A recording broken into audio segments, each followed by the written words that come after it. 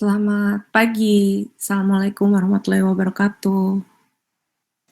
Waalaikumsalam. Selamat pagi. Ini pukul 7.30, masih 10 orang yang sudah join di sini.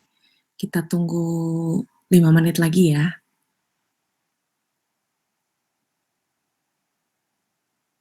Baik, Bu.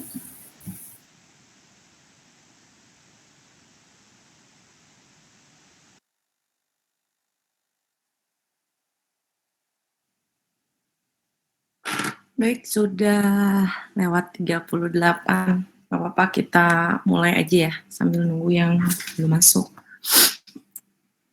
Sebelumnya, mohon maaf lahir batin ya. Selamat Hari Raya Idul Fitri juga untuk yang merayakan. Mohon maaf atas segala kekilafan dan kekurangan saya ya. Hari ini adalah perkuliahan hari pertama kita mulai masuk ya, setelah cuti hari raya kemarin. Tapi kalau dosen-dosennya dari, ya Nabila sama-sama. Kalau dosen-dosennya dari tanggal 9 udah masuk kemarin. Ya, Terin. Sehat semua ya. Hari ini kita masuk ke materi ke-10 ya. Tapi sebelum itu, saya mau sampaikan juga kabar terupdate untuk perkuliahan Arsinus ini.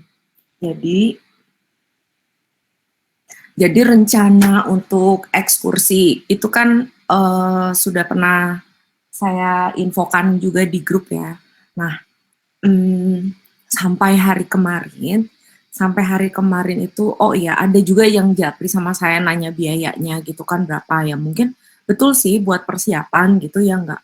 Nah semua juga dosen juga berpikir ke hal yang sama. Hanya sampai hari kemarin itu kita belum dapat izin dari kampus gitu loh. Jadi proposal itu udah masuk dari dan jauh-jauh hari lah, dari pertemuan keempat gitu apa kelima gitu ya, proposal itu sudah masuk. Hanya ya seperti yang kita ketahui bersama, birokrasinya banyak banget kan, tanda tangannya pun juga harus dilengkapi gitu, dan tahapannya harus ke sana ke sini gitu. Dan sekarang ini koordinatornya Bu Niken kebetulan kan, cuman Bu Niken beberapa kali ya ada konsultasi diskusi juga gitu sama saya maksudnya. Nah, sampai hari kemarin itu belum dapat satu tanda tangan lagi, dan itu harus dipastikan lagi, harus presentasi lagi sama TLU gitu-gitu deh pokoknya. Info yang pastinya itu keberatan kampus itu karena kita jumlahnya terlalu banyak gitu loh. Ya memang kalau namanya kunjungan kuliah Arsinus di tahun-tahun sebelumnya gitu ya, yang dulu di masa sebelum pandemi ini terjadi, itu kan memang diwajibkan, ya enggak? Dan bisa dibayangkan kan itu tuh jumlahnya banyak banget saat itu yang ikut gitu. Tapi tetap alhamdulillahnya kita bisa tetap berangkat gitu. Nah, yang sekarang ini tidak diwajibkan memang gitu ya, hanya mungkin ada beberapa privilege lain lah gitu manfaatnya dari keberangkatan itu selain kita mendapatkan ilmu langsung gitu. Nah, dan jumlahnya pun ternyata harus dikurangi lagi gitu loh. Nah, saya nggak tahu apakah ini kita nanti akan dikurangi lagi dengan sistem yang seperti apa, saya nggak ngerti gitu. Saya juga bingung kan kalau misalnya tiba-tiba misalnya taruh deh di kelas ini ada yang udah bersedia ikut 20 orang misalnya. Nah, terus ternyata harus dikurangi. Nah, saya nggak ngerti nguranginnya harus seperti apa gitu ya. Mungkin saya kembalikan lagi sama teman-teman mahasiswa semua lah gitu. Baiknya kita harus mengurangi seperti apa. Itu opsi pertama gitu. Nah, opsi yang keduanya adalah gimana ya, nggak tahu mau diundurin atau gimana. Tapi kalau diundurin kayak udah nggak mungkin sih. Opsi terburuknya adalah nggak jadi gitu aja ya. Nah, untuk sekedar informasi, siapa tahu besok atau lusa ternyata ada pengumuman, oke kita diizinkan, oke kita berangkat gitu ya. Nah, untuk ancar-ancar biayanya, kalau yang saya lihat di proposal sini, bentar, saya buka dulu ya proposal atau salah. Tapi ini belum bisa saya share juga ya, karena ya itu dia gitu. Kemarin pokoknya saya nunggu aba-aba dulu gitu dari koordinator karena kan pastinya ada beberapa perubahan gitu antara venue-nya, mungkin biayanya atau lama keberangkatannya atau apa gitu dan lain-lain gitu ya. Nah, ini belum bisa saya share intinya. Tapi dari anggaran yang sebelumnya dengan include transportasi Bandung, Tasik, Bandung, lalu pakai uh, akomodasi 1 malam di Hotel Wijaya, begitu.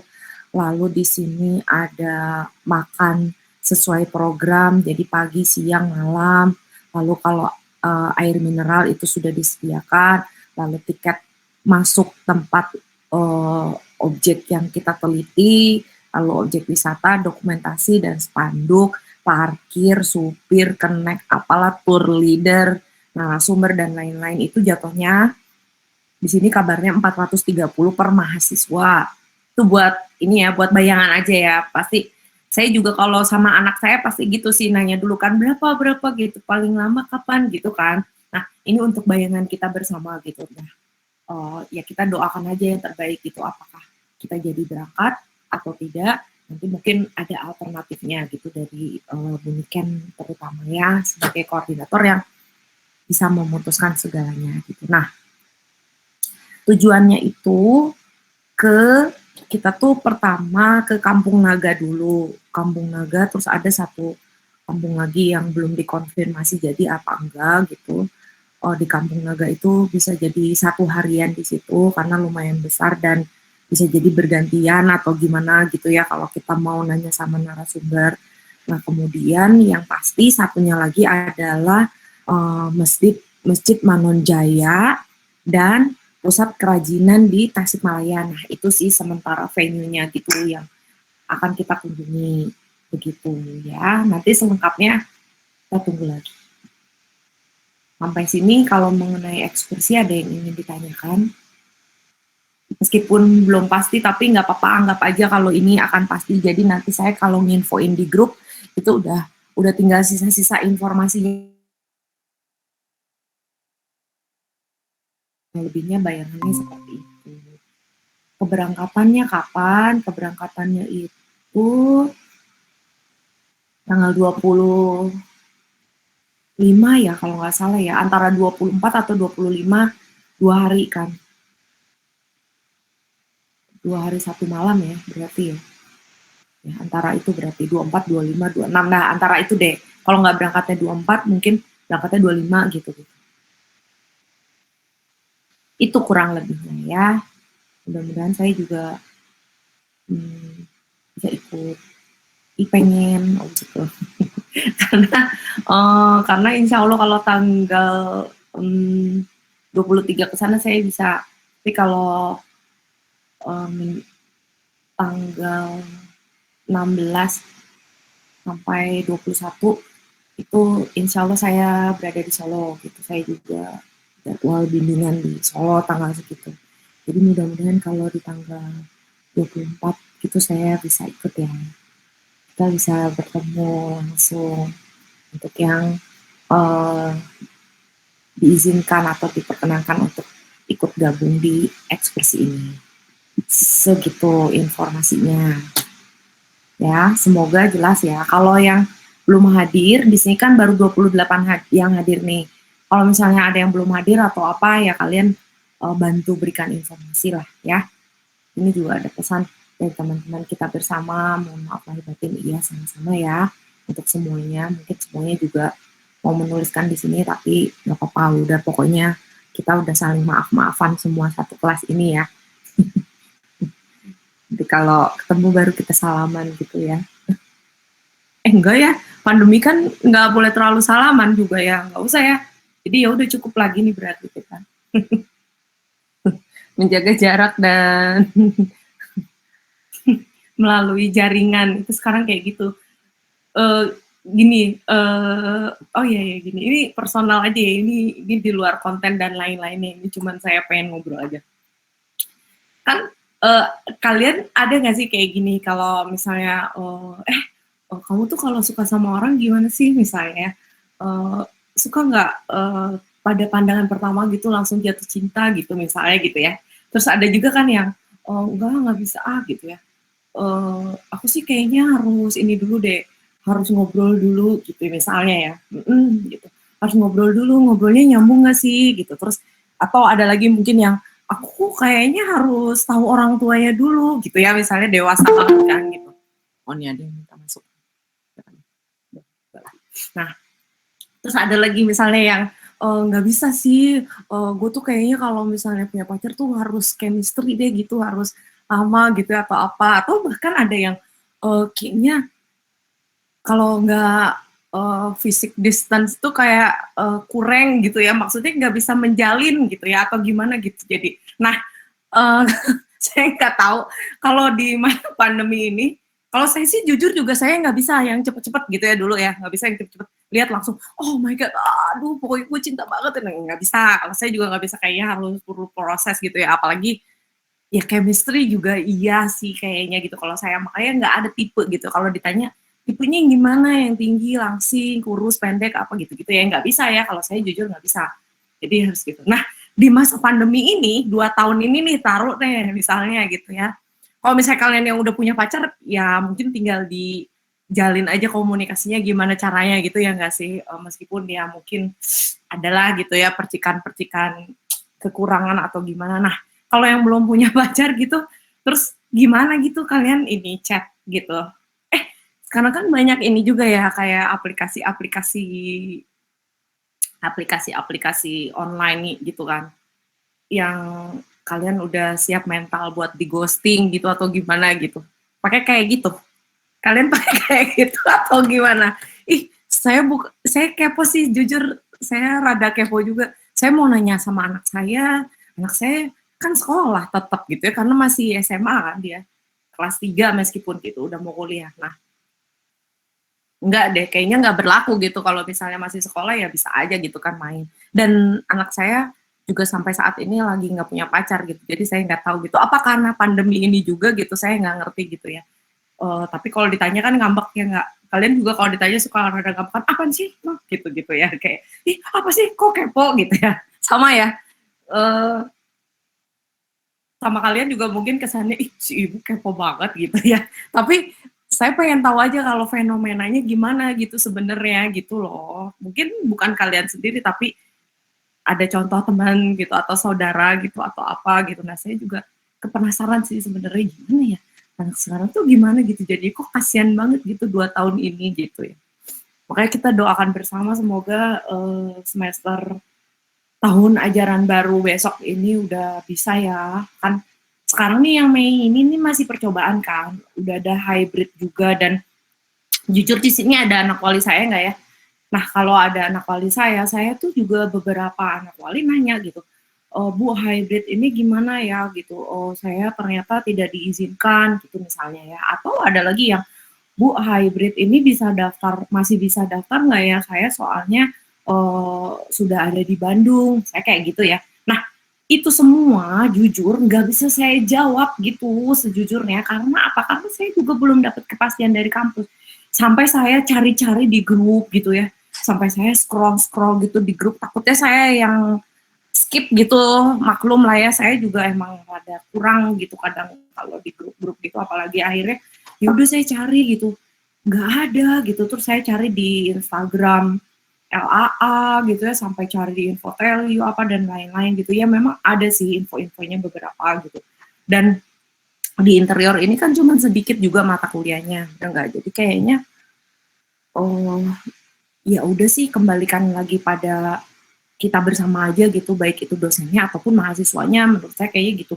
Tunggu sampai info yang pastinya gitu, karena kebetulan juga saya nggak ada ngejar mata kuliah studio yang hybrid gitu, jadi saya juga kan, aduh bingung nih gitu. Terus ada mahasiswa yang mau membatalkan, terus saya bilang, oh coba di komunikasikan aja sama dosen kelasnya gitu.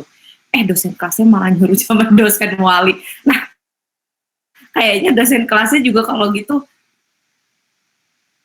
ya udah sih ngalir aja gitu deh. Jadi minta izin aja menurut saya gitu kayaknya. Jadi minta izin langsung aja gitu kalau perkuliahan itu nggak bisa. Toh kan sisa berapa pertemuan lagi. Kalau udah dikurangi dengan minggu ini berarti kita tinggal sisa sekitar 5-6 pertemuan lagi kan. Nah 5-6 pertemuan lagi itu juga kalau kalian cuma ngekos misalnya segitu, kecuali kalau berikutnya juga udah langsung gitu kan, kita udah lebih tenang ya, udah sih 1 tahun gitu kontrak, karena kita langsung gitu ya.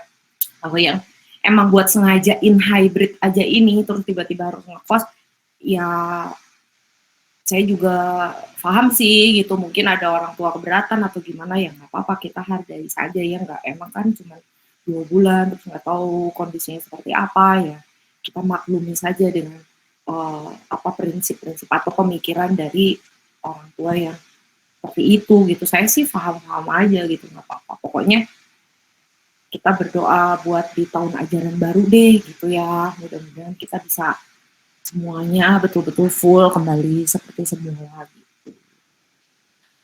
Oke, sudah 31 orang. Kita absen dulu aja ya.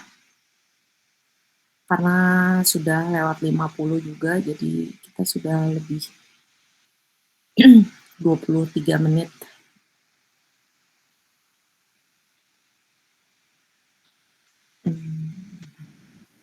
Dan saya buka absensi dulu ya.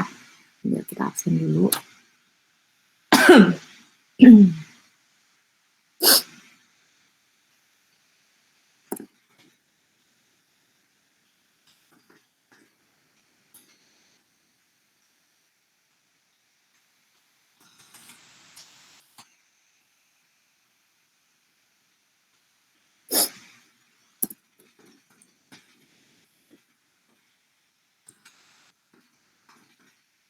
Kalau ada yang mau ditanyakan, tanyakan aja ya langsung terkait apapun deh yang bisa saya jawab.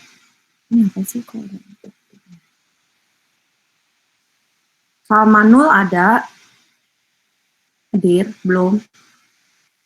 Karisma Hadir, Bu. ya. Yazid,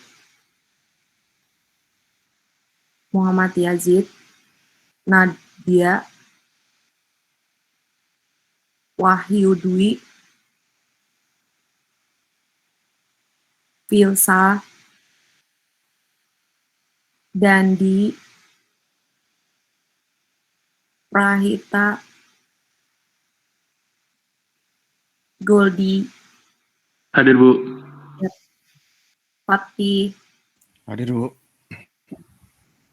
Asventania, Hadir, Bu. ya, Baby tadi kayaknya ada. Terinza, Hadir, Bu. ya, Baby ada. Baby ada kendala sinyal, Bu, jadi dari tadi belum bisa join. Tadi dia join. Tapi joinnya nggak pakai email itu kayaknya, karena ini keluar lagi ya, udah nanti deh. Saya ada saya. Sarah, Hadir, Bu. Farel,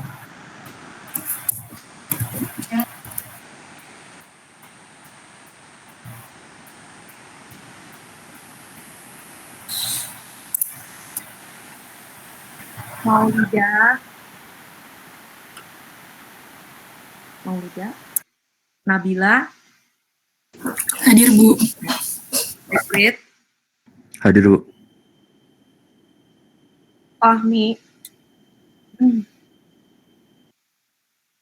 Salsabila, Hadir, Bu. Alivia,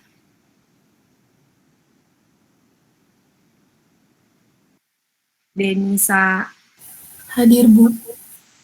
Jaki, Melinda, Hadir, Bu. ya, Raihan, Ayu, Hadir, Bu. Ahmad Gazi, Hadir, Ibu. Arifah,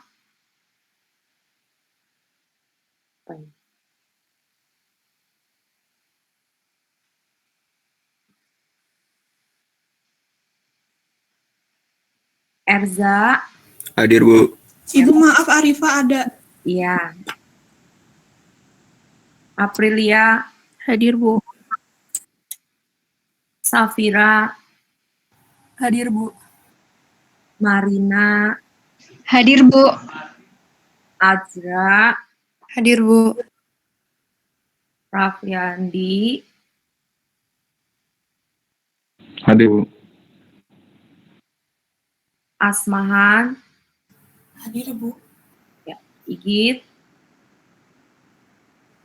ya, Safa, Hadir, Bu. Anggita, Hadir, Bu. ya, Indah Fuji, Hadir, Bu. Galuh, Hadir, Bu. ya, boleh bawah. Vivi, Hadir, Bu. Indah Nur, Hadir, Bu. Zara, Hadir, Bu. Dina, Dina hadir, Dina, Hadir, Bu. Laras, Hadir, Bu. ya, Adila, Hadir, Bu. apa tadi? Oh ini ada yang mau masuk Filsa, tuh, baru join. Kenapa baru join Filsa? Oh baby, oke, baik baby. Kita cari baby sama Filsa dulu ya. Filsa hadir, Filsa. Filsanya lagi kendala sinyal, Bu. Iya barusan masuk Masuk. lagi. Oke. Ya sudahlah ya. Nanti kita lanjutkan lagi absensinya, tapi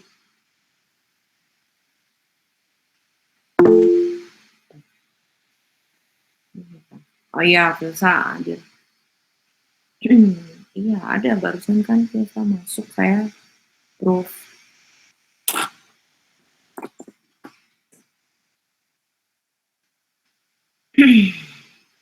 Oke, sudah ya. Clear ya, tidak ada lagi. Coba cek dulu absensinya.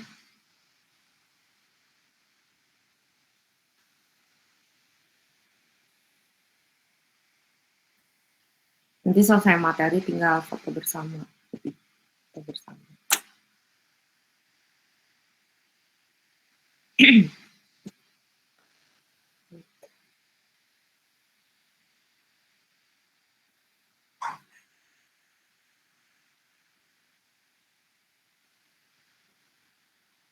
Baik, kita mulai materi dulu ya. Bentar.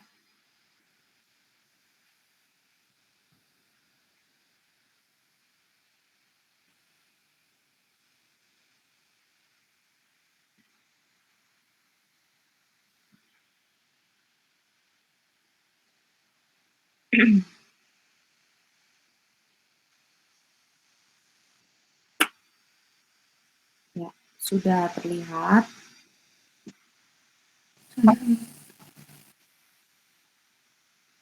Jadi materi kita hari ini yang masuk ke arsitektur di Nusantara, periodenya sudah masuk kolonial Belanda ya.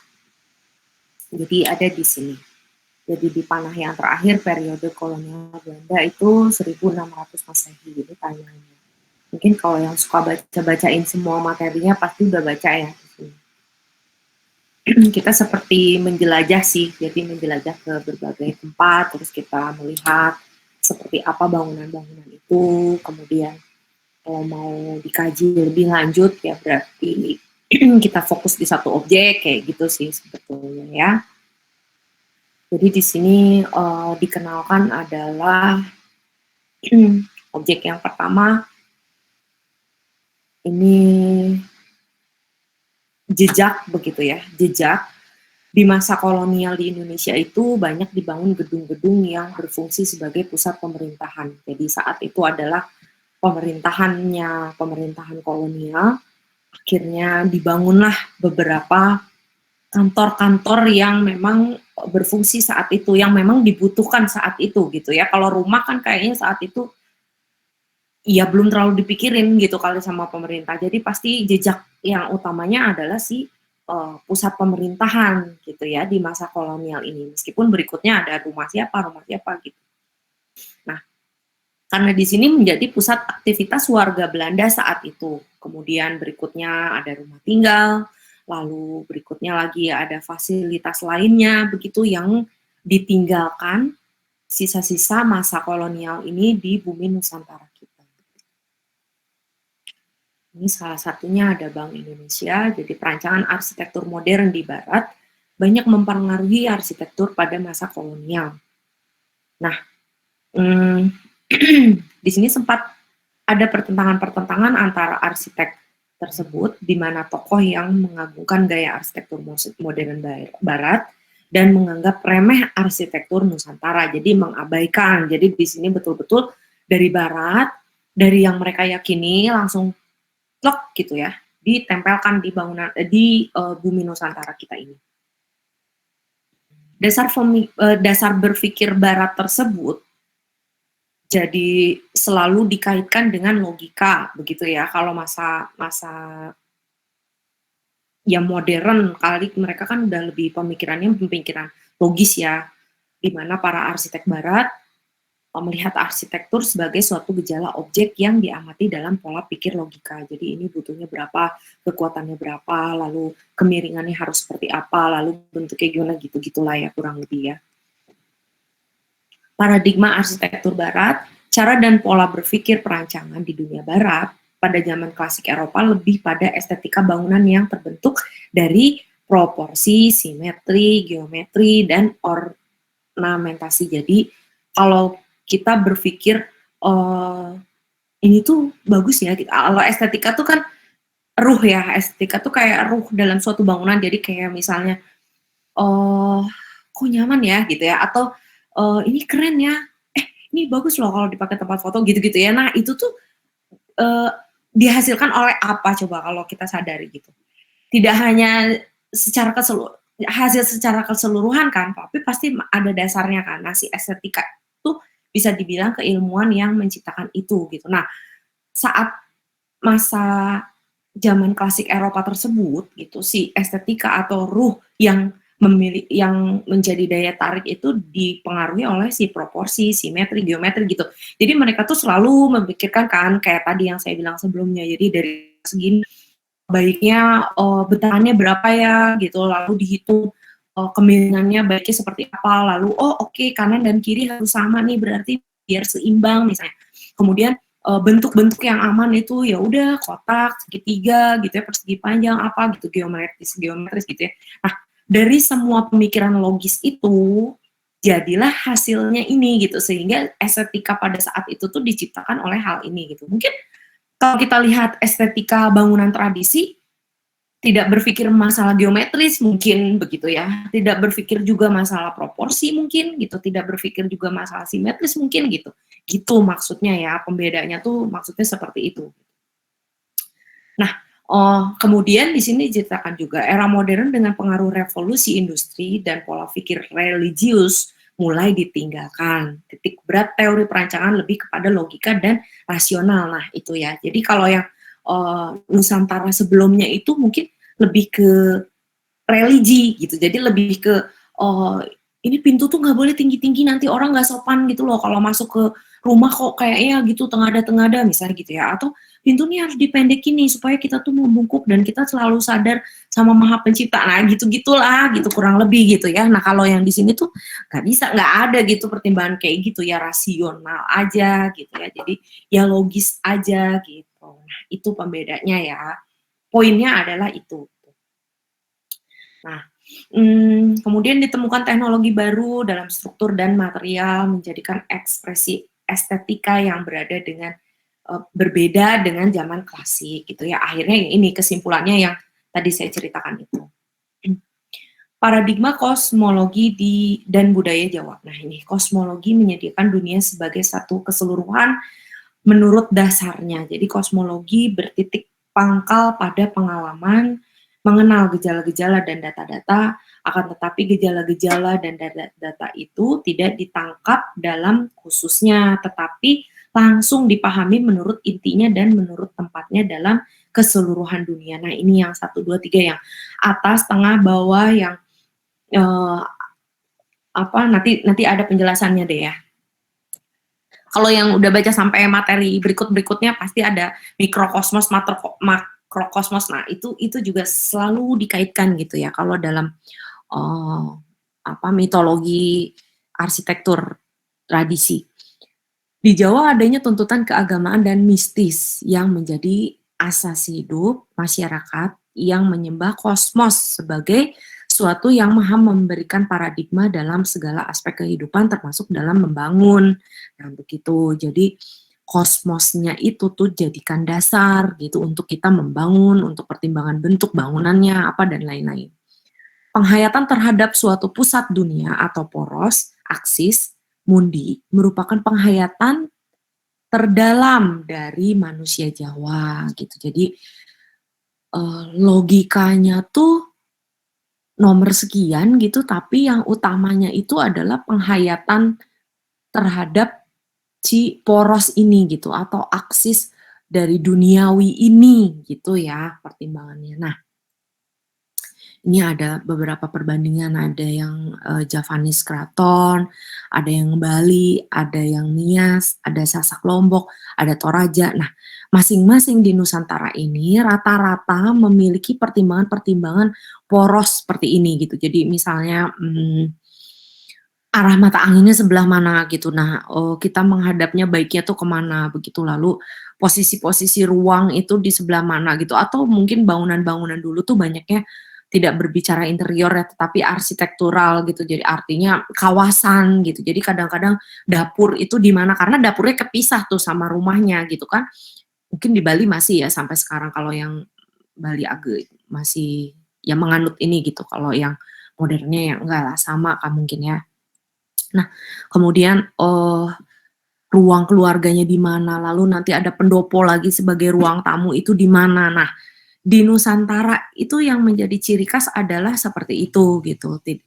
Hal itu tuh yang paling utama gitu dibandingkan kita harus berpikir mengenai geometrisnya gitu ya, lalu berpikir juga mengenai komposisinya gitu atau apa. Nah, tetapi sekarang kita balikin lagi mikirnya gitu ya, tetapi dengan dasar pertimbangan poros aksis mundi ini gitu, ternyata si komposisi itu pun juga tercipta gitu sebenarnya. Udah ada penelitiannya lagi nih, kalau orang penelitian kayak gitu tuh. Jadi kalau ada yang hal yang ini kok jadinya gini ya, oke teliti lagi. Oh ternyata ini juga mengandung estetika gitu ya. Jadi misalnya kalau dalam satu kawasan itu di pusat kota itu selalu ada kantornya, selalu ada sungai, selalu dimanapun coba perhatikan pasti ada aliran sungai, maksudnya ya aliran sungai. Jadi selalu ada aliran sungai, selalu ada kantor, selalu ada alun-alunnya, selalu kantor pemerintahan, alun-alun, aliran sungai, masjid agung, biasanya gitu ya, tempat peribadatan deh, apapun gitu, tempat peribadatan yang agung-agung tuh biasanya pusatnya di situ misalnya. Nah, itu boleh dilihat gitu.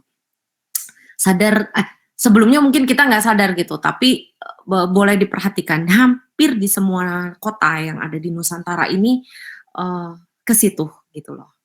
Kurang lebih gitu ya kiblatnya. Meskipun misalnya ternyata aliran sungainya udah ditutup oleh apa-apa, tapi itu ada gitu loh. Nah, pertimbangan-pertimbangan ini gitu yang selalu digunakan di bangunan Nusantara.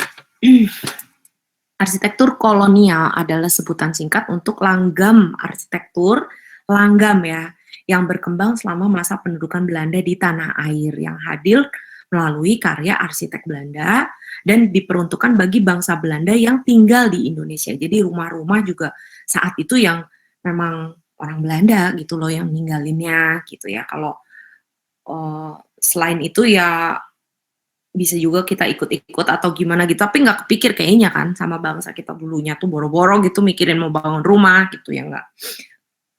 Tapi peninggalannya itu tentunya banyak gitu. Nah ini ya the history.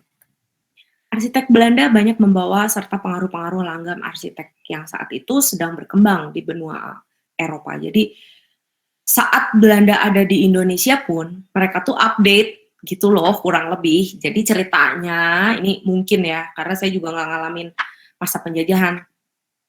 Jadi ceritanya mungkin kan orang Belanda tuh juga punya selera ya, kayak gini deh, nggak usah menjajah lah. Kita misalnya kita diberi kesempatan untuk menjadi desainer di mana ya, di Australia deh misalnya gitu ya, yang liberal lah, bisa gimana-gimana. Nah, kita ngikutin tren kan, pasti kita juga pengen ngikutin tren gitu. Trennya sekarang lagi gimana sih gitu ya, baik itu di seluruh dunia ataupun di sebuah benua gitu, ataupun mungkin pengen gaya Indonesia banget, terus nah ya trennya di Indonesia gimana gitu kan, pasti kayak gitu. Nah, sama halnya seperti para penjajah saat itu gitu. Jadi para penjajah Belanda saat itu pun mereka mengikuti perkembangan tren di benua Eropa gitu. Nah, hasilnya tuh ini gitu ya, hasilnya tuh ini. Makanya kita ada pelajaran sejarah kan, yang pembabakan gaya bangunan arsitektur apa dan lain-lain. Nah, ini tuh dari sini gitu, kalau kita runut cerita-ceritanya pasti ada gitu perjalanannya. Nah, sehingga meninggalkan jejak aneka konsep kan dan keistimewaan tersendiri baik dari wujud maupun nilai sejarahnya. Karena seperti kita ketahui dalam buku sejarah, Belanda itu lama banget ada di Indonesia. Jadi mereka tuh bisa mengalami beberapa periode gitu. Jadi kalau mau renovasi diginiin gitu-gitulah ya, kurang lebih kayak gitu kalau didramain gitu. Nah, arsitektur kolonial merupakan arsitektur yang memadukan antara budaya barat dan timur yang memiliki ciri-ciri spesifik sebagai hasil kompromi dari arsitektur modern yang berkembang di Belanda dengan arsitektur Indonesia karena budaya dan kondisi iklim yang berbeda jauh dari kedua negara tersebut. Nah, jadi sebenarnya ada hikmahnya terhadap si iklim ya, iklim dan budaya itu hikmah, bukan hikmah sih maksudnya. Ternyata Belanda pun juga bisa menyadari hal tersebut gitu. Jadi nggak semuanya dong, please gitu ya, bisa diterapin di sini gitu. Ternyata kita juga punya budaya loh gitu yang harus diterapkan. Dan saat itu mungkin oleh para arsitek yang dipandang lah gitu, yang terpandang yang dipercaya gitu oleh kaum penjajah saat itu, ya hebat gitu ya, bisa meyakinkan kalau atau bisa memberikan sugesti-sugesti tersebut gitu tentang perkembangan budaya atau kepercayaan budaya gitu, atau keyakinan dari budaya tersebut gitu, sehingga bisa tersugesti dan akhirnya bisa dikolaborasikan gitulah ya, kurang lebih. Jadi si arsitektur Belanda dengan arsitektur Indonesia di sini berkolaborasi. Nah, hasilnya gedung satnya dibandingin ini hasil kolaborasi gitu. Kita hanya mengkajinya begitu saja kalau dari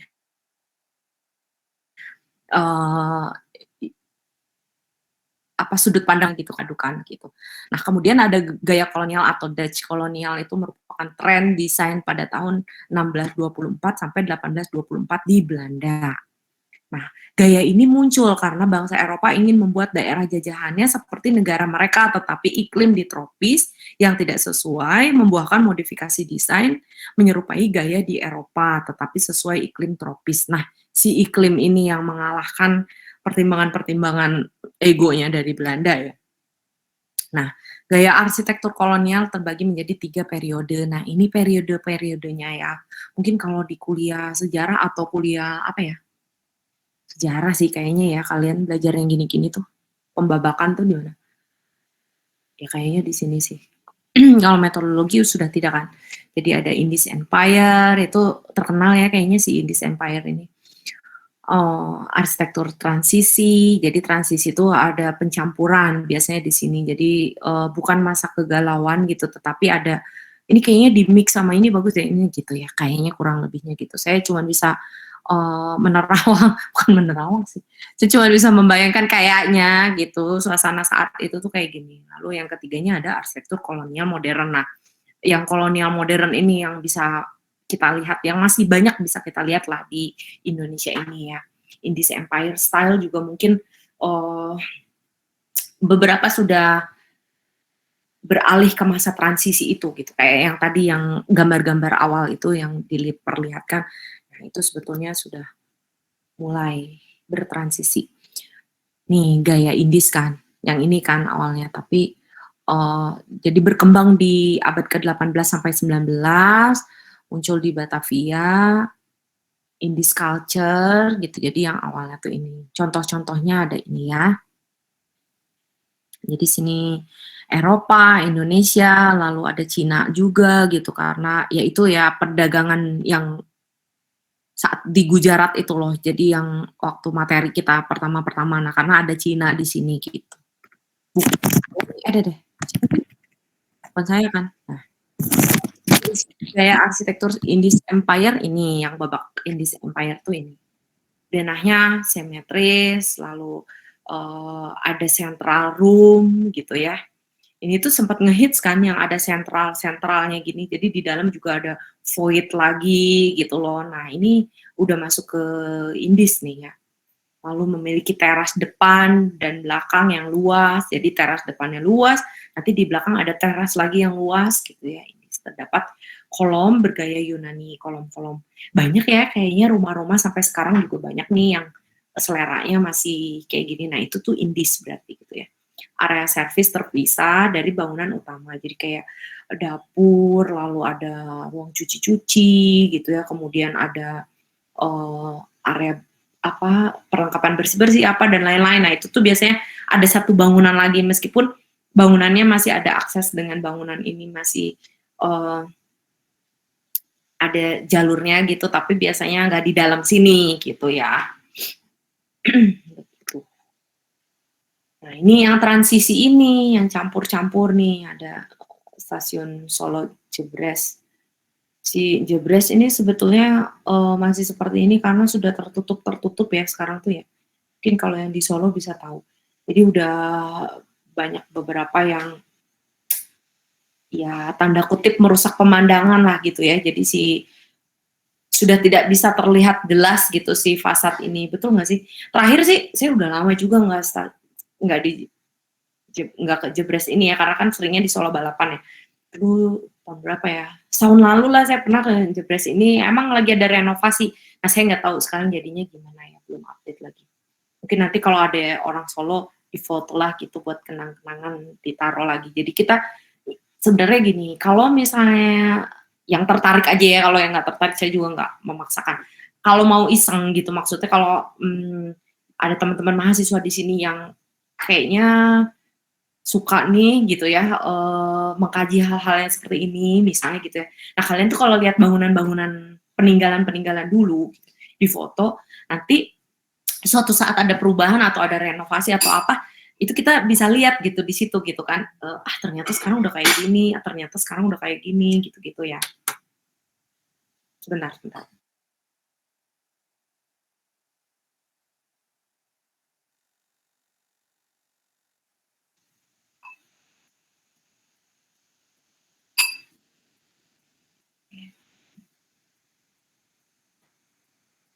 Mana nih? Udah ya ini ya. Masih terlihat kan? Tadi kok kayaknya saya. Ya, begitu ya. Jadi ini adalah transisi abad ke-19 sampai awal ke-20. Proses perubahan dari masa Indies tadi, Indies Empire tadi ke masa kolonial modern gitu.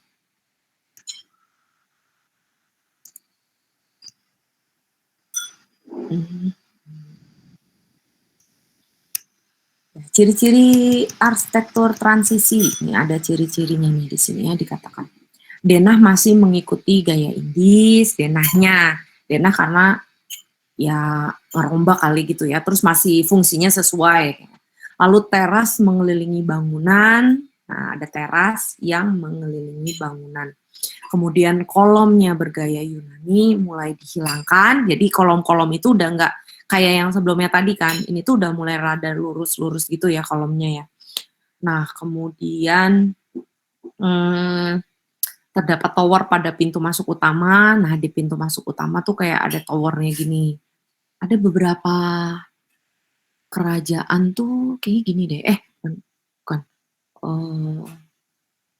Istana gitu ya di daerah mana. Ya rata-rata ada kayak gini-gini sih. Coba deh bantu dilihat-lihat lagi ya di daerahnya masing-masing ya.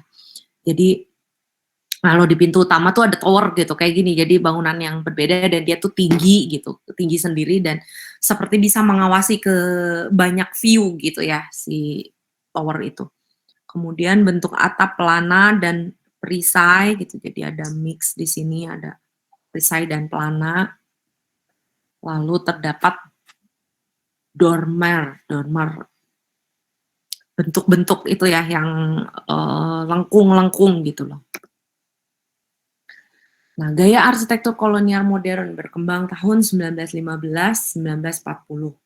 Merupakan protes dari para arsitektur Belanda atas gaya Indies Empire yang asing karena berasal dari Prancis dan di negeri Belanda sendiri tidak berkembang. Nah, katanya gitu. Jadi ini peninggalannya nih yang ini tuh kalau kalian tahu Jalan Braga, ini tuh ada gedung gas yang tadinya awalnya kantor, lalu berikutnya juga suka disewakan menjadi fasilitas umum, lalu sekarang menjadi kafe dan hotel. Coba ya, dilihat kalau yang di Bandung. Nah, ini kolonial modern. Ini adalah hasil protes dari arsitektur Belanda saat itu, gitu. Jadi karena apaan sih Indies di Belandanya aja udah up to date gitu kayaknya gitu ya. Nah, ini hasil protesnya bentuknya jadi seperti ini. Bagus ya sebenarnya kalau dilihat detail-detailnya, cuman ya harus diperhatiin gitu. Nah, ciri arsitektur kolonial modern. Nah, yang ini yang udah masuk ke modern. Denahnya lebih bervariasi, bentuknya udah mulai tidak simetris, elemen penahan sinar matahari atau sun shading gitu ya. Jadi kayak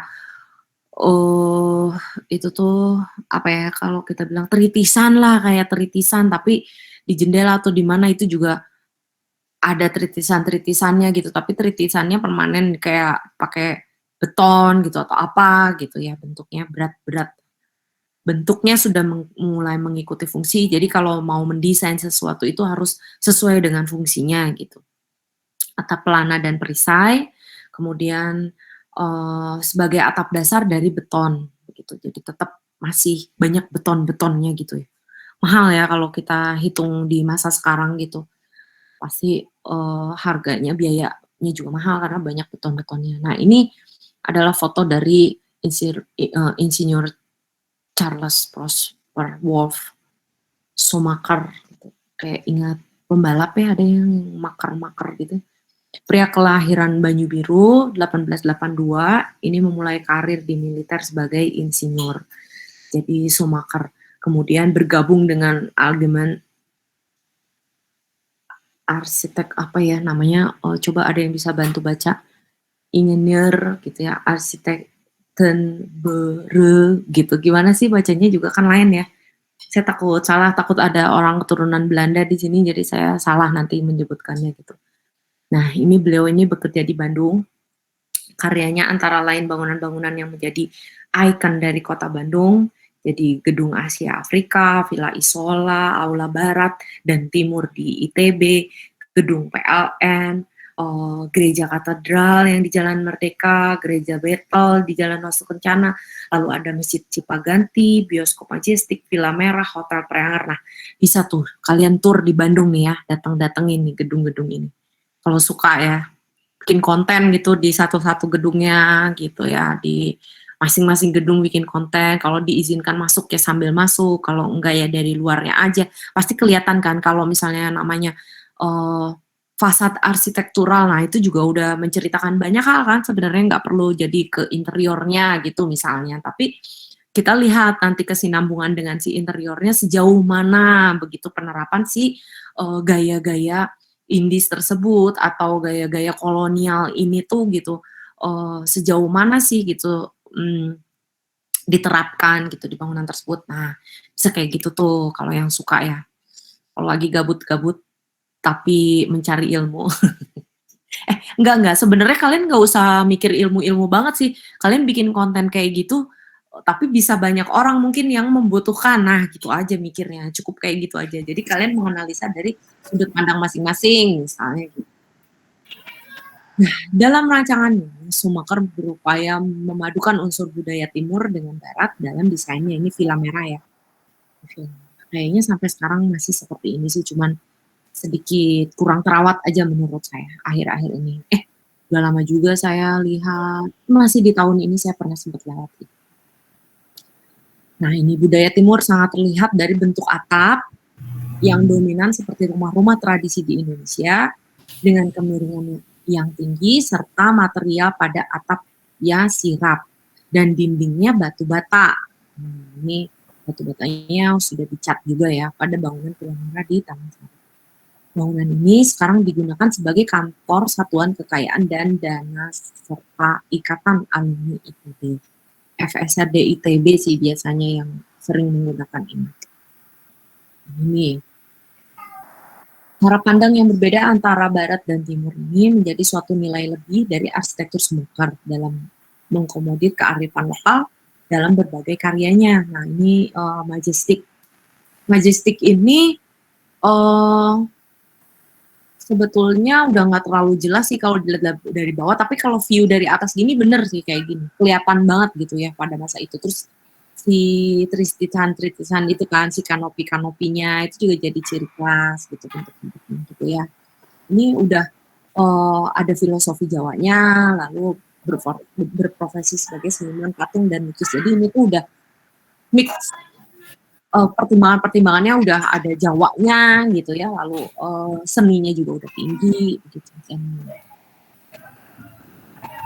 Oke, ini karya berikutnya yaitu Villa Isola. Ini juga terlihat gitu ya. Ini siapa ya? Yang diingatkan sebenarnya nulis tuh, dedeknya nih.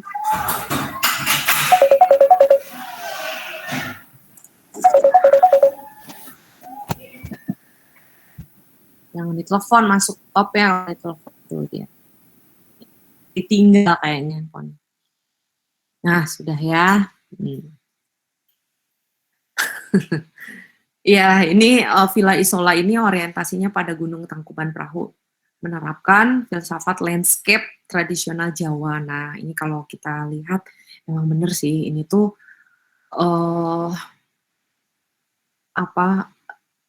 tamannya luas gitu ya, lalu tanaman-tanaman, lalu dengan kontur tanahnya begitu, lalu betul-betul kalau kita berdiri di paling atasnya ini itu terlihat pemandangannya langsung ke arah menghadap ke arah Tangkuban Perahu, meskipun ya Tangkuban Perahunya nggak terlalu kelihatan, tapi jelas gitu bentuk Tangkuban Perahunya tuh jelas banget kalau dari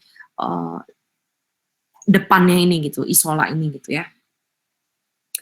Karena gunung tersebut kan dianggap merupakan elemen yang sakral dalam kepercayaan masyarakat Sunda gitu. Jadi kalau ibaratnya kita kalau mau berpikir ke situ, kita kalau mau buka jendela gitu terus lihat ke gunung itu gitu, itu tuh betul-betul kita menjadi yakin gitu atas kekuasaan yang maha kuasa gitu ya, yakin terhadap yang maha pencipta begitu gitu.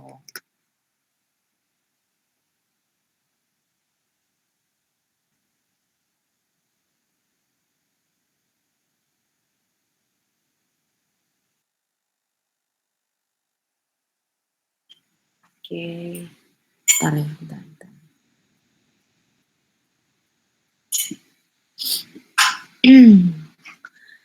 Nah, Schumacher ini berhasil memadukan kedua budaya timur dan barat menjadi satu karya arsitektur modern ya, yang penuh makna denotasi lokal yang terkandung di dalamnya. Jadi makna-makna denotasi lokal, jadi kayak gambar barong ini gitu ya, disimpan gitu, meskipun tadinya kita bisa lihat ya ini kayak nempel aja kan gitu, tapi minimal ya mungkin sudah menerapkan lah makna-makna tersebut gitu pada bangunan ini gitu. Nah, berikutnya ada arsitektur yang kedua yaitu Frans Johan Laurent Hizels gitu ya. Dari Belanda juga, lahir di Tulungagung. Peranakan lah ya sebenarnya ya. Lahir di Tulungagung, September, jadi keturunan Belanda yang sudah besar di Indonesia. September 1882, ahli tata kota. Nah, ini lulusan Belanda nih. Karyanya yang terkenal Stasiun Kota Jakarta, kantor PM kantor KPM Gereja Paulus Menteng. Nah, ini karyanya bisa dilihat kalau yang tinggal di Jakarta dan pengen mengamati langsung, pengen ngeh gitu ya. Kalau sebelumnya pasti udah tahu lah stasiun kota.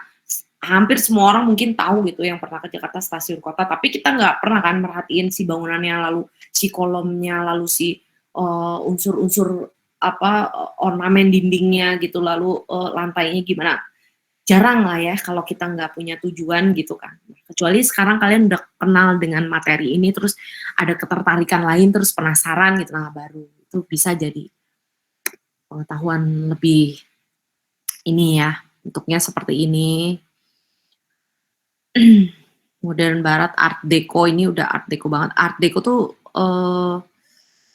banyak ya sebetulnya ornamen Art Deco tuh sekarang jadi kayak torehan-torehan di dinding yang kotak-kotak gitu atau apa. Nah itu akhirnya menjadi tanda kutip Art Deco gitu. Itu kalian pelajari di mata kuliah sejarah lah lebih lengkapnya ya.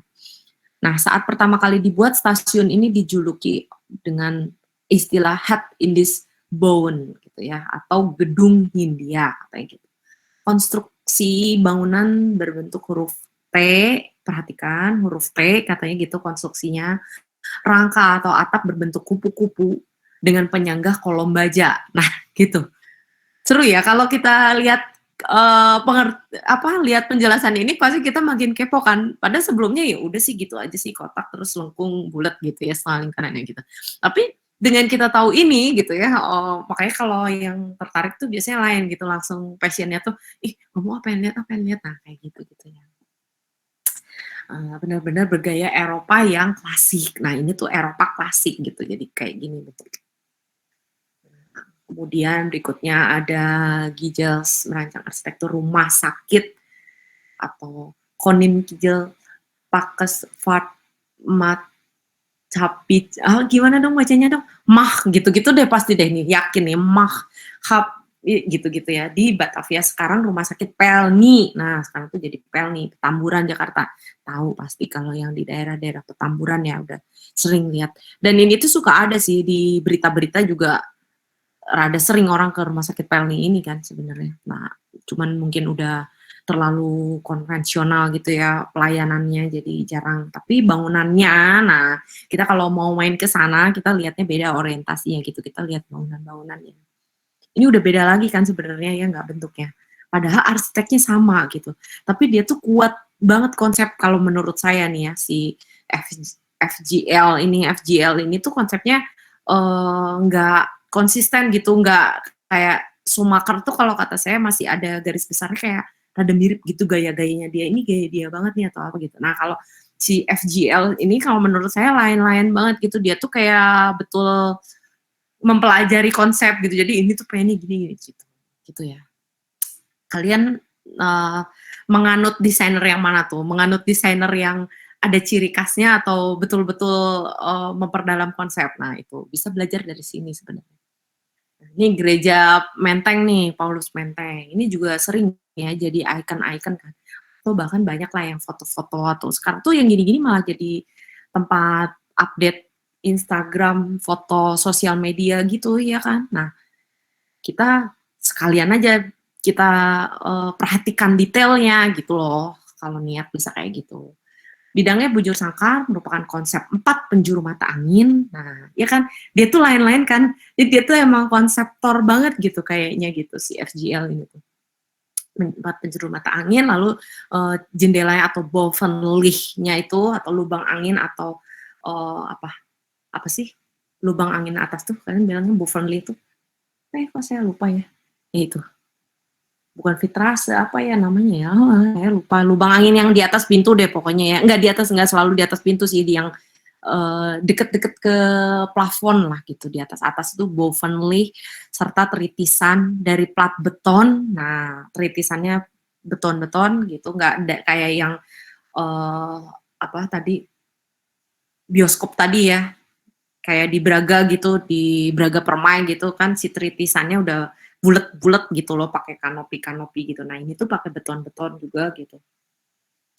Komposisi dan profil estetika yang dekoratif pada kolom. Nah si kolomnya tuh ada estetika profil-profilnya gitu ya. Nah, pasti ada fungsinya sih saya rasa gitu, apa buat penghawaan atau apa, tetapi ini mengandung unsur estetis juga gitu kan.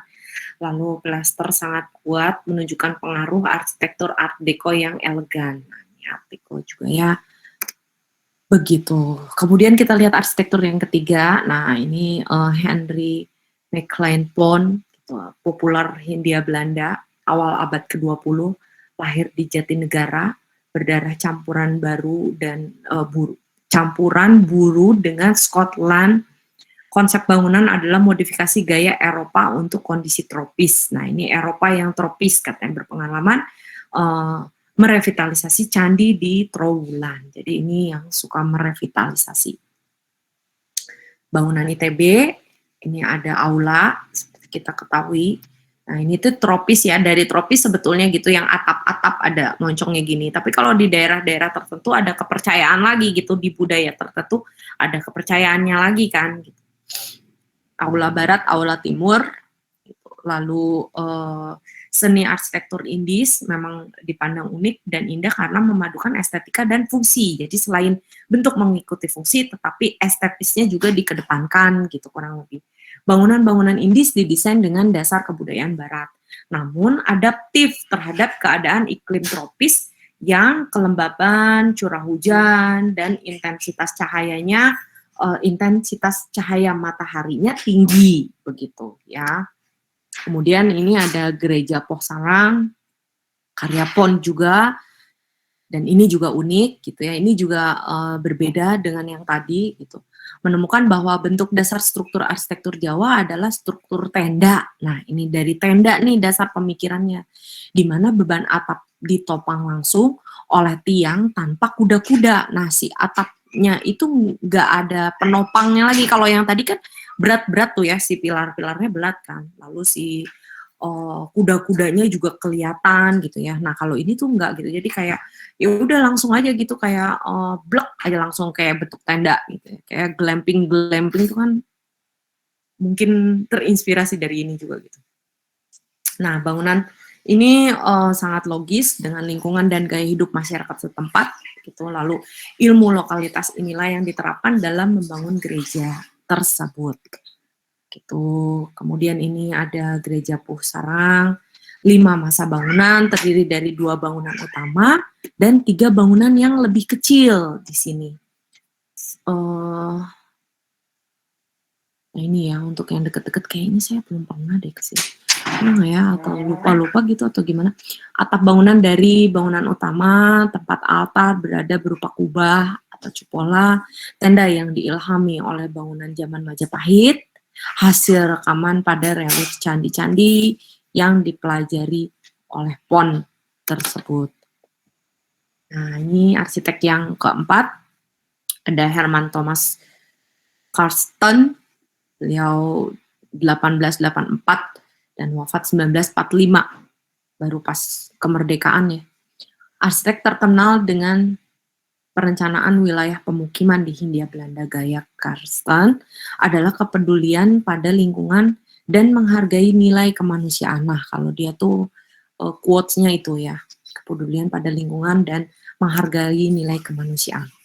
Nah, contohnya ini Stasiun Solo Balapan, gaya Karsten nih, dibangun abad tahun 1863, atap tanjuk bersusun 3 pola lobi stasiun, jadi atapnya bersusun 3, bisa terlihat di sini ya, jelas ya. Direnovasi kembali tahun 1927, mencerminkan kekerasan hati Karsten yang ingin memadukan arsitektur Jawa dan kolonial gitu. Jadi ini tuh gitu ya, Jawa sama kolonial tuh harus dipadukan gitu. Atap itu juga memudahkan sirkulasi udara dan pencahayaan. Nah, fungsinya tetap dikedepankan. Jadi sebelum berpikir ini mungkin mikir fungsinya dulu. Jadi butuh 3 tahapan, mungkin 3 celah atau seperti apa, lalu dipadukan dengan arsitektur Jawa gitu, atap-atap Jawa kan kayak gini tuh rata-rata gitu. Tetapi tetap unsur kolonialnya itu harus ada begitu di Stasiun Solo Balapan. Kemudian ini ada Pasar Johar. dibuat oleh Karsten juga tahun 1933, merupakan bangunan penjara awalnya gitu ya. Dibuat menjadi perluasan area pasar, terdapat susunan atap datar beton dengan bagian tertinggi berada di pusat, lalu bagian kuil dibuat bertingkat, mengingat harga tanah yang sudah tinggi di kawasan tersebut, jadi ditingkatkan gitu ya. Jadi bangunan-bangunan itu nanti lama-lama rumah itu makin kecil, tetapi makin tinggi gitu ya. Kalau dulu kan besar gitu, rumah itu makin besar, banyak lahan terbukanya gitu, taman sampai di depan dan di belakang gitu. Nah, makin ke sini tuh nanti bangunan-bangunan itu akan semakin kecil, tetapi karena fungsinya banyak, jadi makin tinggi gitu. Namun demikian, rancangan tersebut diubah pada 3 tahun berikutnya dengan tujuan untuk mengadakan efisiensi. Nah, itu ya efisiensi sebetulnya. Jadi dibangun, ditingkatkan, dan lain-lain.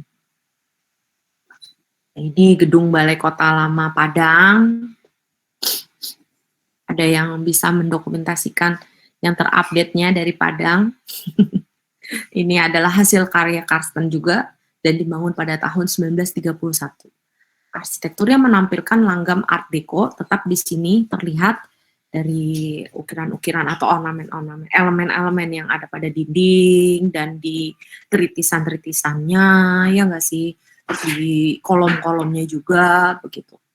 Nah, ditandai dengan bentuk ventilasi jendela, dinding yang dihiasi ornamen, kemudian di sudut bangunan yang berbentuk siku terdapat sebuah menara segi 4 yang di ketiga sinyalnya terdapat jam dinding. Nah, ini ya, ini juga di pintu utamanya sama, ada menaranya kan. Ini sebagai bukti. Ada jamnya lagi gitu ya di sini. Dulu banyak ya bangunan-bangunan yang jamnya tuh ada gitu, di luar itu ada jamnya gitu.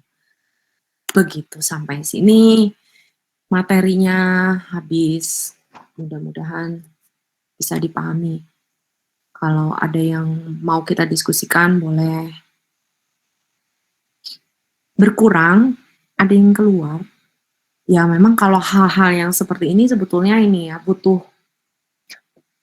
ketertarikan khusus gitu. Kadang-kadang kan kita kalau mikir ya penting nggak penting gitu ya nggak sih yang gini. Tetapi karena ini adalah hasil karya gitu yang sudah terlewat dan ini menjadi sejarah gitu ya. Jadi kadang-kadang kalau banyak ya nggak sedikit juga sih orang yang menganggapnya ya ini udah hal yang udah selazimnya aja gitu, nggak terlalu penting juga gitu untuk kita ketahui gitu ya. Tetapi untuk pihak-pihak yang memiliki ketertarikan khusus, ini akan berkelanjutan gitu. Ini tuh bakalan seumur hayat bisa kita lihat gitu loh, bisa kita teliti, misalnya bisa kita analisa lagi atau bahkan bisa kita adopsi gitu ya ke dalam desain-desain yang dari tahun ke tahunnya berubah gitu, tetapi hal sisa-sisa ini tuh yang udah masuk dalam sejarah ini bisa tetap kita adopsi gitu untuk memperkaya karya-karya rancangan kita gitu ya. Baik, seperti itu materinya hari ini. Ayo kita foto dulu untuk bukti perkuliahan meskipun hanya 36 orang, kalau salah. Kita foto dulu. Dari apa Fahmi, silakan Fahmi. Kenapa? Bu, maaf tadi saya belum ke absen, Bu. Kenapa tuh Fahmi? Iya, tadi keluar dulu. Pergi dulu gitu maksudnya? Enggak, tadi ke kamar mandi dulu.